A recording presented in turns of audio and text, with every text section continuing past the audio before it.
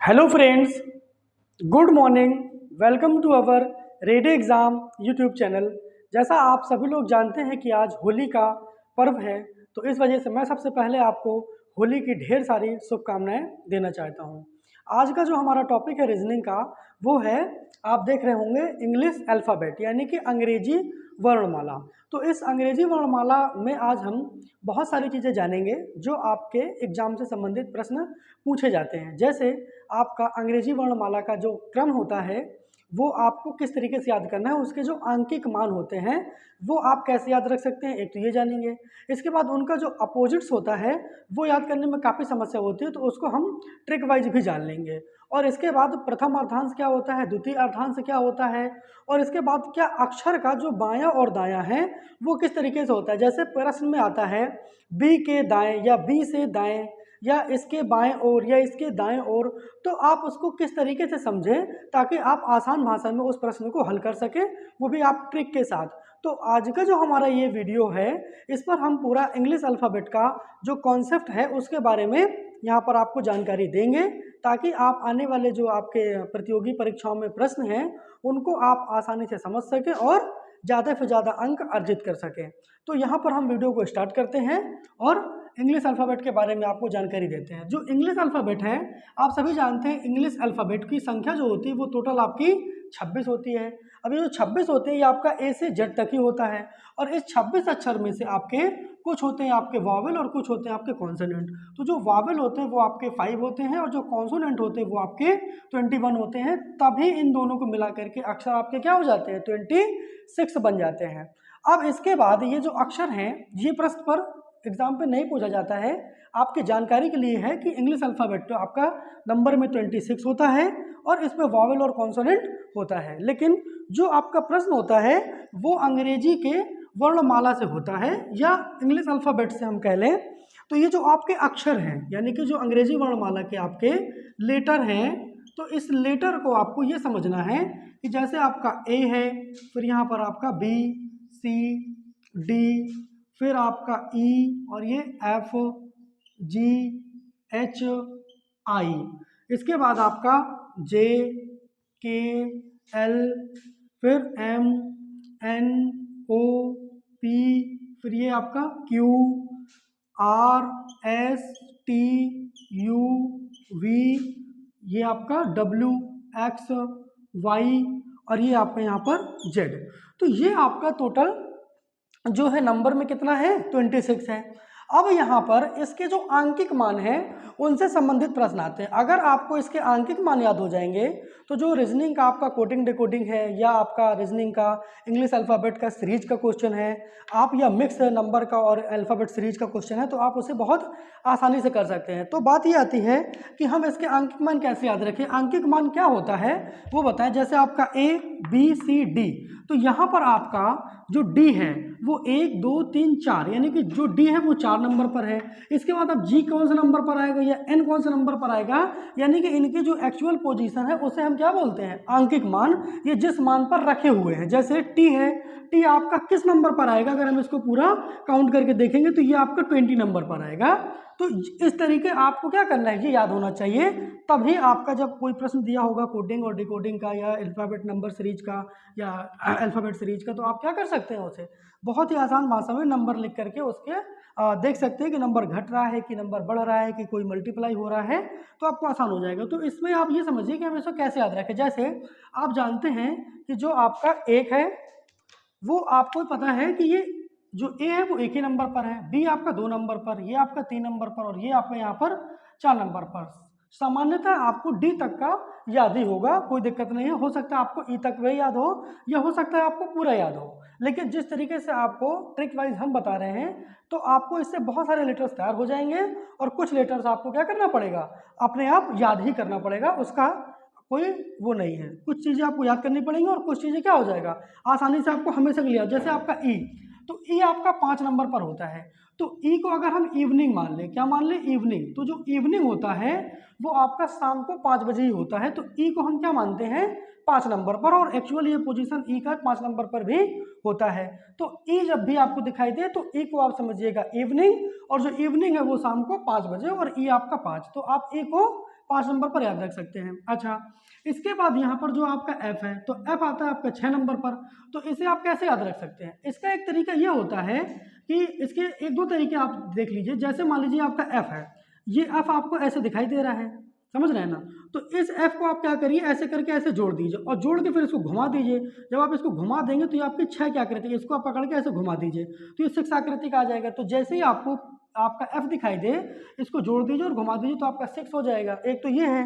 दूसरा, आप इसको ऐसे भी याद रख सकते हैं, जैसे आपका एफ आई एक्स, आप फिक्स देखिए, और फिक्स का जो राइम्स है वो आपका 6 है, और यही आपका 6 है। तो जब आपको एफ दिखाई दे तो आप फिक्स सोचिए, और फिक्स का राइम्स आपका 6 है, तो फिक्स 6 है, या फिर आप इसको जोड़ के इसको उल्टा कर दीजिए तो आपका 6 आ जाएगा। आप समझ पा रहे होंगे कि एफ को आपको किस तरीके से याद रखना है। दोनों चीजें हमने आपको बता दी।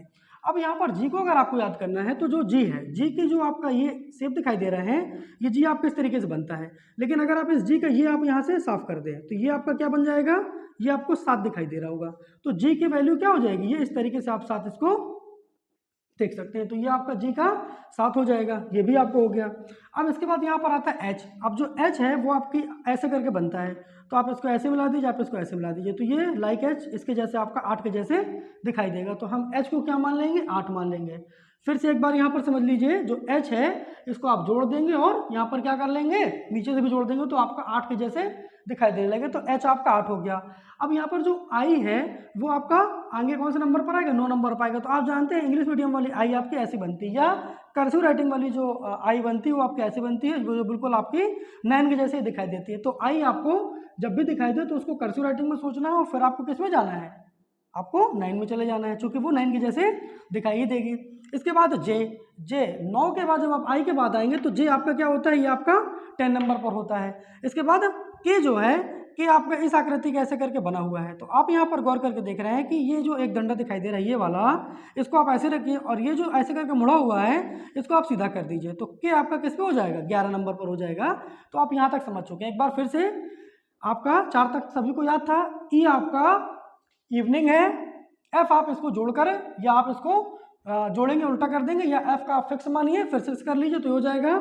जी का आप ये वाला ऊपर वाला ये हिस्सा साफ कर देंगे तो आपको जी दिखाई देगा, तो ये 7 नंबर पर हो जाएगा। और जो एच है उसको आप दोनों तरफ से क्या कर दीजिए, जोड़ दीजिए, तो आपको 8 मिल जाएगा। और जब आई दिखाई दे तो आपको कर्सिव राइटिंग के तरीके सोचना है, और आपको 9 हो जाएगा। इसके बाद जे आपको ये याद करना पड़ेगा, और अगर नहीं भी याद करना है तो आप थोड़ा सा इसको, जैसे आप देख रहे हैं जे आपका इस तरीके से बनता है, यहाँ पर आप देख रहे हैं, तो जो आपका ये वाला है इसको आप जोड़ दीजिए यहाँ पर, तो ये आपका ये वाले डंडे को सीधा करिए और इसको जोड़ दीजिए, तो फिर आपका इस तरीके से 10 बनेगा। तो इस तरीके भी आप देख सकते हैं, ये जो डंडा है इसको सीधा करिए और इस वाले को पूरा आप यहाँ पर जोड़ दीजिए, ऐसे कर लीजिए, तो आपको क्या बन जाएगा, आपका 10 नंबर पर आ जाएगा जे, और आपका के नंबर पर 11। एल आपका होता है 12 नंबर पर, तो एल भी आपको याद रख सकते हैं। या एल जो है आप देख रहे हैं कि LOVE, लव का हमने यहाँ पर माना हुआ है 12, चूंकि लव जो है वो क्या है, आप प्यार है, और प्यार जिसको होता है आप जानते हैं कि उसके हमेशा, चाहे रात हो चाहे दिन हो, उसके हमेशा 12 ही बजे रहते हैं। तो आप LOVE, लव का हमेशा जब एल आए तो लव सोचिए, और इसका हम अपोजिट में इस्तेमाल करेंगे जब हम अपोजिट लेटर इसका बताएंगे। तो जैसे LOVE वहां पर भी हम इसका अपोजिट में इस्तेमाल करेंगे, तो लव का क्या हो जाएगा, अपोजिट ओ आ जाएगा। तो यहाँ पर ये चीजें आप देख लिए कि एल का क्या हो जाएगा, 12, ठीक है। अब इसके बाद जो आपका एम नंबर है, तो एम नंबर आपका होता है 13, ये आपको याद रखना पड़ेगा कि एम आपका 13 है, और एन आपका 14, ओ आपका 15, पी आपका 16, और क्यू आपका 17।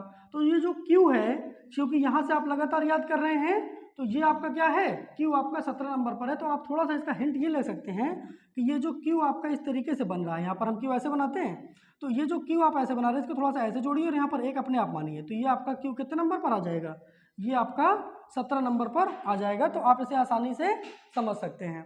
अब यहाँ पर जो आर है वो आपका 18 नंबर पर होता है। कौन से नंबर पर होता है, आर आपका 18 नंबर पर होता है। तो किस तरीके होता है 18 नंबर पर, यहाँ पर आपका जो आर है ये आप देख रहे हैं कि इस वाले आर का ये जो है इसको आप ऐसे रखिए, और ये वाला जो मामला था ये ऐसे हो रहा था, इसको आप ऐसे करके ऐसे यहाँ से इसको ऐसे जोड़िए, यहाँ से इसको ऐसे जोड़िए, तो आर आपका 18 में बन जाएगा। एक बार आप फिर से समझिए अगर समझ नहीं पाए हैं। जो आपका आर है, ये आर आप ऐसे करके ऐसे बनाते हैं, तो यहाँ पर इसका डंडा ये आर का जो ये वाला है ये आपका ऐसे सीधा रखिए, और इसके बाद जो ये आ रहा है ये इसको आप घुमा करके ऐसे बनाते हैं, तो इसे आप थोड़ा सा ऐसे बनाइए और फिर ऐसे बनाइए, तो आर आपका किस में हो जाएगा, 18 नंबर पर हो जाएगा। तो ये आपका 18वें नंबर पर हो गया। ऐसा आपका 19 नंबर पर, ये आपको याद रखना पड़ेगा। अब जो आपका टी है वो आपका 20वें नंबर पर है, तो जो 20वें नंबर पर है आप उसको, अगर आप क्रिकेट देखते हो तो बहुत अच्छा, जैसे T20 मैच होता है तो आप उसे T20, हमेशा T20 ही बोलते हैं, T20 मैच, T20 मैच, तो आप टी को 20 से करके आराम से याद रख सकते हैं। इसके बाद U आता है आपका 21 नंबर पर, और V आता है आपको 22 नंबर पर, समझ रहे हैं, और Z आपको ये याद ही होगा कि ये आपका 26 नंबर पर होता है।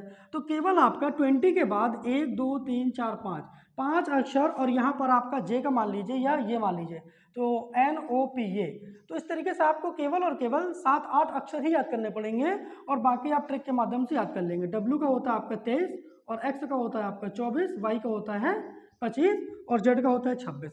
तो इस तरीके से इस ट्रिक के माध्यम से आप क्या कर सकते हैं, इस अल्फ़ाबेट के आंकिक मानों को याद रख सकते हैं, जो आपके लिए बहुत ही क्या करेंगे, परीक्षा में हेल्पफुल साबित होंगे। तो ये चीज़ें आप उम्मीद करते हैं कि समझ में आई होगी।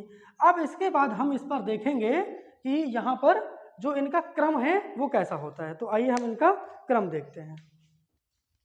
अब हम देखते हैं कि जो वर्णमाला का क्रम होता है वो क्या होता है। तो आप जानते हैं कि जो वर्णमाला होती है वो क्या होती है। तो वर्णमाला आपको बताया कि जो अक्षर होते हैं आपके ABCD या जो वर्ण होते हैं ये आपके सुव्यवस्थित क्रम पे होते हैं। सुव्यवस्थित क्रम का मतलब है कि आपका पहले A हो, फिर B हो, फिर C हो, फिर D हो।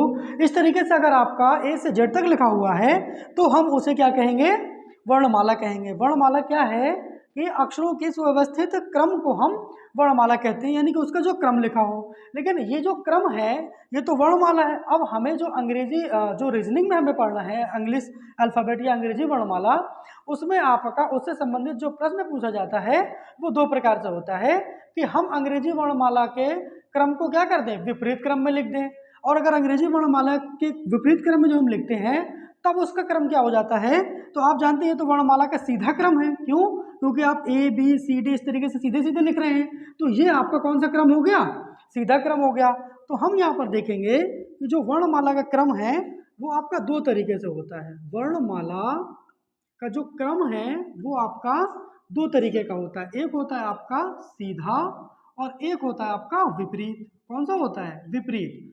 अब विपरीत को आप उल्टा भी बोल सकते हैं, क्यों, क्योंकि आप इसे उल्टा लिखेंगे। जो सीधा क्रम है वो आप A to Z लिखेंगे, क्या करेंगे, A to आप Z लिखेंगे, और जो आपका उल्टा क्रम है, जो विपरीत क्रम है, उसे आप Z to क्या लिखेंगे, A लिखेंगे। तो ये आपका विपरीत क्रम होगा, क्यों, क्योंकि आप Z Y W इस तरीके से जब आप पूरा विपरीत क्रम से पढ़ते हुए आएंगे तो वो आपका विपरीत क्रम होगा। अब प्रश्न ये होगा कि अंग्रेजी वर्णमाला की विपरीत क्रम, यदि अंग्रेजी वर्णमाला के अक्षरों को विपरीत क्रम में लिखा जाए तो आप 5वें अक्षर के 6वें अक्षर बाईं ओर कौन सा अक्षर होगा ये आपको बताना पड़ेगा, या आप अंग्रेजी वर्णमाला के जो सीधा क्रम लिखा हुआ है उस पर आपको अंग्रेजी वर्णमाला के दाएं ओर 5वें अक्षर कौन सा होगा, फिर या दाहिनी ओर 6वें अक्षर कौन सा होगा, इस तरीके से आपका प्रश्न पूछा जाएगा। तो हम ये वाला कॉन्सेप्ट समझने के बाद आपको एक प्रश्न पर वीडियो लाएंगे जो बहुत ज़्यादा इंपॉर्टेंट प्रश्न होंगे। जैसे हम आपका डायरेक्शन टेस्ट पार्ट 2 में वीडियो लेकर आए थे, आप लोगों ने उस जो प्रश्न है, वो जो प्रश्न आपको बताए गए हैं, आप लोगों की काफ़ी तारीफ की है, आप लोगों का धन्यवाद, आपको हमारे प्रश्न अच्छे लगे। तो इनसे संबंधित भी हम बहुत ही अच्छे महत्वपूर्ण प्रश्न लेकर आएंगे। आप हमारी वीडियो के साथ लास्ट तक बने रहिए। इसके बाद हम यहाँ पर जानेंगे कि जो वर्णमाला हो गया वो आपका क्या है, सीधा क्रम हो गया, और इसके बाद विपरीत क्रम हो गया। अब यहाँ पर हम क्या देखेंगे कि जो अंग्रेजी वर्णमाला को क्या है, आपके अर्धांश होते हैं। अंग्रेजी वर्णमाला में क्या होते हैं, आपके अर्धांश। अब जो अर्धांश है वो क्या है, ये एक नया शब्द आ गया। अभी तक आपने अंग्रेजी वर्णमाला में A to Z जाना, इसके बाद आपने विपरीत अक्षर जाना, और इसके बाद विपरीत आपने क्रम जाना, विपरीत अक्षर भी हम जानेंगे जो एग्जाम पर पूछे जाते हैं। जैसे ए का विपरीत क्या होता है, बी का विपरीत क्या होता है, सी का विपरीत क्या होता है, ये भी हम पूरा ट्रिक से जानेंगे। तो आप पूरा इस वीडियो को लास्ट तक देखिएगा। इसमें आपको इंग्लिश अल्फाबेट से संबंधित जो भी प्रश्न पूछा जाता है या आपका जो भी कॉन्सेप्ट से संबंधित प्रश्न पूछा जाता है, आपको सारा का सारा बताया जाएगा। तो अब हम यहाँ पर देखते हैं आपका अर्धांश। अब ये जो आपका अर्धांश है ये आपका क्या है। अब जो ये अर्धांश है, ये अर्धांश क्या होता है कि हम अंग्रेजी वर्णमाला के जो आपके 26 अक्षर होते हैं, इन्हें हम क्या करते हैं, 26 अक्षरों को बांट लेते हैं, इनको आधा कर देते हैं, तो आपके 13 अक्षर आ जाते हैं। तो जो 13 अक्षर हैं ये आपके पहले 13 अक्षर होंगे ए से आपका एम तक, और इसके बाद जो दूसरे 13 अक्षर होंगे वो आपके एन से जेड तक होंगे। तो ये जो आपका ए से एम तक है और एन से आपका जेड तक है, यही तो आपके अर्धांश कहलाते हैं। तो यहाँ पर ये आपका प्रथम अर्धांश हो जाता है और ये आपका द्वितीय अर्धांश हो जाता है। तो ये चीज़ें आप समझ रहे हैं। तो आपने देखा कि जो अंग्रेजी वर्णमाला है उसमें जो अर्धांश होते हैं वो कितने होते हैं, वो 2 होते हैं। एक आपका होता है प्रथम अर्धांश और दूसरा होता है आपका द्वितीय अर्धांश। तो जो आपका प्रथम है, हमने बताया कि आपका क्या होता है, ए से आप कहाँ तक, एम तक जब जाएंगे तो वो आपका प्रथम अर्धांश हो जाएगा, और आप एन से जब आप जेड तक जाएंगे तो आपका कौन सा अर्धांश हो जाएगा, ये आपका हो जाएगा द्वितीय अर्धांश। तो ये चीज़ आप समझ रहे होंगे। लेकिन आप सोचें कि हम क्या करें, सीधे ए के बाद आप एन में पहुंच जाइए, तो ये आपका नहीं होगा। क्रम से A B C D E F G H I J K L M, M पर रुक जाएंगे तो ये भी क्या हो जाएगा आपका, बिल्कुल सीधे क्रम से प्रथम अर्धांश, और ये एन से जेड तक सीधे क्रम से आपका द्वितीय अर्धांश। लेकिन इनमें भी आपका विपरीत होता है। तो आपका जो प्रथम अर्धांश का विपरीत अगर आप देखेंगे तो क्या हो जाएगा, प्रथम अर्धांश का विपरीत हम जब देखेंगे तो इसको आप उल्टा कर दीजिए, यानी कि अब आप एम से कहाँ चल रहे हैं, अब आप एम से ए की तरफ कहाँ पर जा रहे हैं, एम से ए की तरफ। तो ये आपका प्रथम अर्धांश का विपरीत होगा। यानी कि आपका जैसे ऐसे लिखा है, अगर यहाँ पर देखिए ए फिर बी सी डी ई करके, तो अब आप इसको ऐसे करके इसको बदल के लिख दीजिए, तो फिर आपका ई डी सी बी ए इस तरीके से लिख जाएगा, है ना। ये ई फिर यहाँ पर डी सी बी ए, इसको आपने क्या कर दिया, अब इसको आपने बदल दिया। तो वैसे ही आपको अब आपको एम से ए की तरफ जाना होगा, तो आपका क्या हो जाएगा, वो विपरीत हो जाएगा। या आप एम को क्या कर लीजिए, विपरीत क्रम में लिख लीजिए, तो वो आपका विपरीत हो जाएगा। समझ पाए आप। वो प्रश्न में बोलेगा कि आपको अंग्रेजी वर्णमाला का जो प्रथम अर्धांश है उसे विपरीत क्रम में लिखा जाता है, तो फिर आप उसको विपरीत क्रम में लिखेंगे, तब आपका ये होगा। अब यहाँ पर अगर हम द्वितीय की बात करें तो जो द्वितीय अर्धांश का विपरीत हो जाएगा वो आपका कहाँ से हो जाएगा, वो आपका जेड से एन तक, कहाँ तक, जेड से एन की तरफ, तो वहाँ पर आपका ये हो जाएगा। तो ये आपका द्वितीय अर्धांश कहलाएगा। इसके बाद आपने ये चीज़ जाना कि जो आपका प्रथम आपका अर्धांश है ए से एम तक हो गया, द्वितीय अर्धांश आपका एन से जेड तक हो गया, और प्रथम अर्धांश का विपरीत भी आपने जान लिया और द्वितीय अर्धांश का विपरीत भी जान लिया। तो ये चीज़ें आप समझ रहे होंगे। अब हम जानते हैं कि इनको अपोजिट क्या होता है, कि आपका प्रथम अर्धांश का अपोजिट भी आपका सीधे सीधे आप उससे निकाल सकते हैं, द्वितीय अर्धांश के अपोजिट निकाल सकते हैं, या आप जो है सीधे सीधे अक्षर का, जब कोडिंग डिकोडिंग में प्रश्न दिया जाता है कि आपका मान लीजिए y, तो y का विपरीत आप क्या होगा, या t के विपरीत क्या हो जाएगा, तो इसको हम ट्रिक के माध्यम से समझते हैं। तो आइए अब हम जानते हैं कि आपका विपरीत क्रम क्या होता है, अल्फाबेट का, अक्षरों का विपरीत। अब हम यहाँ पर विपरीत अक्षर देखते हैं। क्या देखते हैं, विपरीत अक्षर। जो आप विपरीत अक्षर है वो आपको कैसे है, तो यहाँ पर आप देखते हैं ए बी सी डी ई, फिर आपका एफ जी एच, यहाँ पर आई, फिर यहाँ पर आपका जे, इधर पर आपका के एल एम, यहाँ पर आपका एम तक आ गया। ये आपका कौन सा हो गया, ये आपका 13 अक्षर हो गया यहाँ पर, और 13 का फिर यहाँ पर डबल आप करेंगे एन, फिर यहाँ पर एम एन, फिर यहाँ पर ओ पी, फिर यहाँ से आप चलिए Q R S T U V W X Y और ये आपका जेड। लेकिन आप इन्हें याद कैसे करें, जैसे A Z, B Y, C X, D W, E V, तो ये आपको याद करना है। तो वो आपका जो लिखने का ढंग था वो हमने आपको बताया कि आप पहले ऐसे लिख लीजिए फिर ऐसे कर लीजिए। लेकिन अब आपको पेपर में थोड़ी ना ये चीज़ लिखते रहेंगे कि आप पेपर में इसको पहले लिख लें और फिर आप देखते रहिए, तो वहाँ पर टाइमिंग की बहुत कमी होती है। अगर आपका पेपर ऑनलाइन है तो समय और ज़्यादा आपके पास कम रहेगा। ऐसा थोड़ी ना कि बहुत ज़्यादा समय है। पहले क्या होता था कि पेपर ऑफलाइन होता था तो जो हमको पेपर मिलता था उसके सामने हम पूरा ए से जेड तक ही लिख लेते थे, अपोजिट भी लिख लेते थे, कुछ काम ही नहीं रहता था, तो यही बैठे बैठे कर लेते थे। लेकिन अब हमारे पास समय की एक सीमा है। तो यहाँ पर ए जेड लिखा है तो आप जानते हैं कि ए टू जेड ये आपको सबको याद रहता है, इस पर आपको ध्यान नहीं देना है। अब ये जो बी वाई है इसे आप व्हाट्सअप वाला बाय मानिए। क्या मानिए? इसे आप व्हाट्सअप वाला बाय जब हम मानेंगे तब आपको क्या हो जाएगा, आपको याद रहेगा कि B Y by, B Y आपको व्हाट्सअप वाला बाय मानना है। हमारी बात खत्म होने के बाद बाय ठोक देते हैं। इसके बाद जो सी एक्स है उसे आप क्रैक्स करिए, तो सी आर ए एक्स होता है क्रैक्स, तो सी और ये एक्स क्रैक्स, ये आपका मिलता जुलता शब्द है सी एक्स से, सी और एक्स आपका cracks, C X cracks B Y by A to Z, ये आपको याद है। इसके बाद डी डब्ल्यू, डी का डब्ल्यू होता है अपोजिट वर्ड, ई का वी होता है अपोजिट वर्ड, एफ का यू होता है अपोजिट वर्ड, जी का टी होता है अपोजिट वर्ड, ये सारे एक दूसरे का अपोजिट वर्ड है। तो हमने ए का आपको जेड बताया ए टू जेड, बी का अपोजिट वर्ड बाई तो वाई हो जाएगा बाई बी वाई, सी का एक्स तो क्रैक्स कर दिया हमने क्रैक्स मिलता जुलता। इसके बाद डी डब्ल्यू का आप जानते हैं माउंटेन ड्यू, तो आप डी डब्ल्यू का ड्यू से याद रख सकते हैं, D W due, D W due. E V का आप इवनिंग से याद रखिए, तो ई वी का क्या हो जाएगा इवनिंग, ई वी जहां पर आए ई का अगर आ जाए तो अपोजिट वर्ड इवनिंग, या वी का अपोजिट वर्ड अगर पूछे तो आपका ई हो जाएगा। इसके बाद एफ यू, तो एफ यू का आप फालतू से याद रखिए, F A L T U फालतू, एफ और ये यू फालतू, क्योंकि इवनिंग का जो समय है वो फालतू में आपको व्यतीत नहीं करना है, आपको बैठ के पढ़ाई करना है। शाम का समय अगर किसी व्यक्ति ने अपना खराब किया तो समझ लीजिए आप अपने जीवन का बहुत ही महत्वपूर्ण समय बर्बाद कर रहा है। इसके बाद जीटी, तो जो जी है उसको आप ग्रैंड ट्रंक रोड, तो जीटी रोड होता है आपको याद रखना है G T road, R O A D. तो जो जीटी है रोड शेरशाह सूरी ने बनवाया था, ये भी आपको पता है। तो जी टी रोड से याद रखिए, जी टी रोड याद कर लीजिए।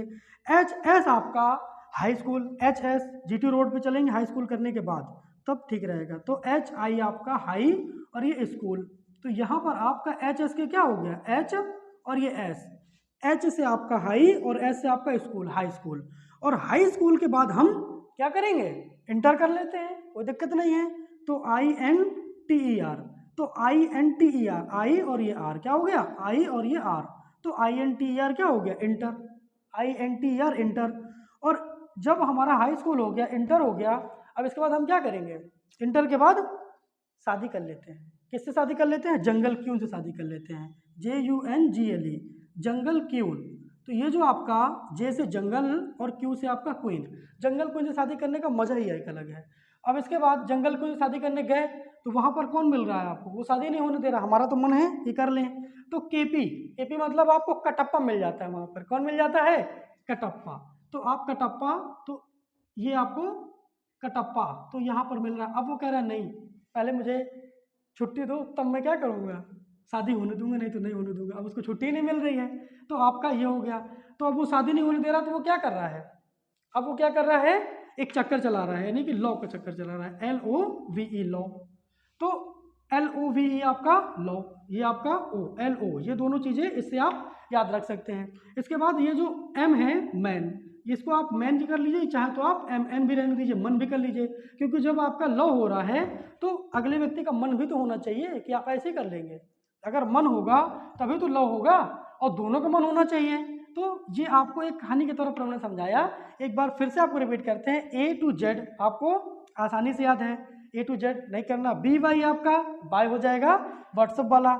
इसके बाद सी एक्स आपका क्रैक्स, जो बच्चे उंगलियों फंसा फंसा के खाते हैं वो आपका क्रैक्स हो गया। डी डब्ल्यू, ड्यू आपका माउंटेन वाला, गर्मी आ रही है उसको हम पियेंगे। ई वी आपका इवनिंग होता है। एफ यू आपका फालतू, इवनिंग में जो हमने बताया था आपको अंग्रेजी को याद करते समय कि आपका 5वें नंबर पर होता है ना ई, तो यानी कि इवनिंग शाम को 5 बजे, और शाम को 5 बजे अगर आपने अपना समय खराब किया, चाहे वो आप समय अपना फ़ोन में खराब कर रहे हो या चाहे अपना पार्क में जा करके बर्बाद कर रहे हो, चाहे आप कुछ नहीं समय हो रहा है तो आप पता चले पार्क ही, या पता चले आप चलिए मॉल ही टहल आते हैं, तो ये आप समय बर्बाद कर रहे हैं यहाँ पर। तो आपको शाम को फालतू के समय बर्बाद नहीं करना है, बैठ करके पढ़ाई करना है। उसके बाद GT आपका GT road, HS high school, IR आपका इंटर, या फिर IR को आप ऐसे भी याद रख सकते हैं Indian railway, INDIAN Indian railway, तो इससे भी आपको याद हो जाएगा इंडियन रेलवे। JQ आपका जंगल क्वीन, KP आपका कटप्पा, LO आपका लव, और MN आपका मन या फिर आपका मैन। तो इससे आपको पूरी जो 26 अक्षर हैं एक दूसरे के विपरीत आपको याद हो जाएगा, आप आसानी से कर सकते हैं। अब हम इसके बाद ये देखते हैं कि जो अक्षर का दायां और अक्षर का बायां होता है, क्या वो हमारा ही दायां बायां होता है या अक्षर का दायां बायां कुछ अलग होता है। तो अब हम क्या करते हैं, अक्षर का दायां बायां समझते हैं। उम्मीद करते हैं ये चीज़ आपको बहुत ही अच्छे समझ में आई होगी। अगर ये चीज़ समझ में आ गई है तो आप अपने कॉपी पे इसको राइट डाउन करिए और इसको अच्छे से याद करिए। आपका coding decoding English alphabet series से संबंधित जो भी इस टाइप के आपके प्रश्न है वो आप आसानी से विपरीत अक्षर वाले कर सकते हैं।